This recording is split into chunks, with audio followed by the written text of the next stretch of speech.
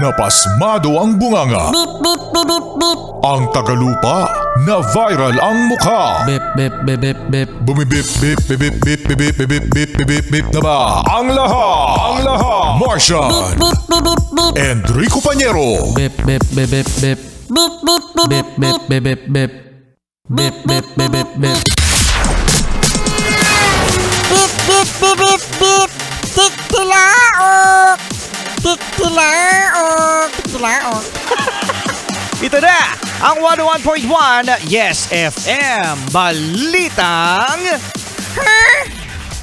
mga yes friend, ang tanong, magkano ang ginagastos mo sa pagkain o magkano ang kinakain mo mga yes friend sa agahan, sa tanghalian at hapunan? Ikaw Martian, magkano ang ginagastos mo? Gumagastos ba ako? Bigla ako napaisip, Rico Pañero, kasi tumatambay lang naman ako dito sa Yes FM booth, tapos andun lang naman ako nakatayo sa ibabaw ng TV. Di ko alam kung kumakain ako. No? Napakatipid naman ito. Pakatipid ni Martian. Pero sa mga yes friend natin dyan, sinabi kasi ng NEDA, ng National Economic and Development Authority, yan, isang ahensya ng gobyerno, na sapat na raw mga yes friend. Ang 64 pesos a day. A day yan Ha? Aday! Oh. Kala ko ba di ka kumakain? Hindi, kasi nakikita ko dito sina Danda Wanda, sina Biboy Bibo, sina Maria Morena, tsaka sina Sexy Megan. Ang lakas kumain.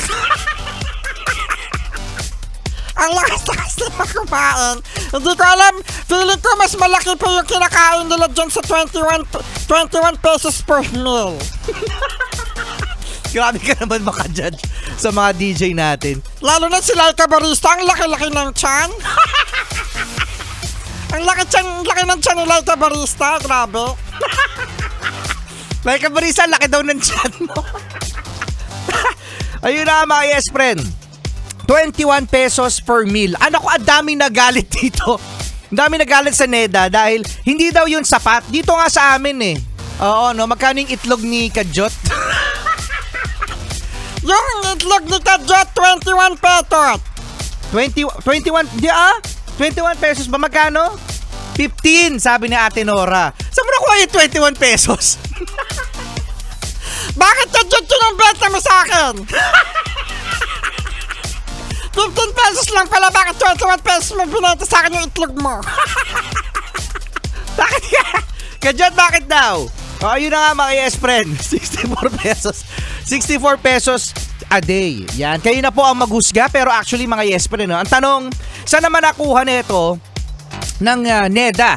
Yang ganyan halaga mga yes friend. Para bang sila ba ay namamalengke? Sila ba ay nagkakarinderya? Oo, dapat ganun mga yes friend, kasi sinabi nila magkakasya daw ito kapag maramihan ang luto. Oo. At itong 64 pesos mga yes friend, baka nung sinuunang panahon pa yan. Mga 1954. Grabe naman yung 1954. Hay nako, ay dyan makikita natin mga yes. Para naiintindihan ba tayo, no? Ng mga nakaupo? Kasi sa ganyang presyo mga yes friend, na alam nila na pwede nating kainin, aba, parang Nakakaano, no? Nakakaano! nakakaano nga, nakakaano. Kasama nyo pa rin, Rico Pañero. At Martian the Cute. Dito lang sa Yes FM. Yes FM.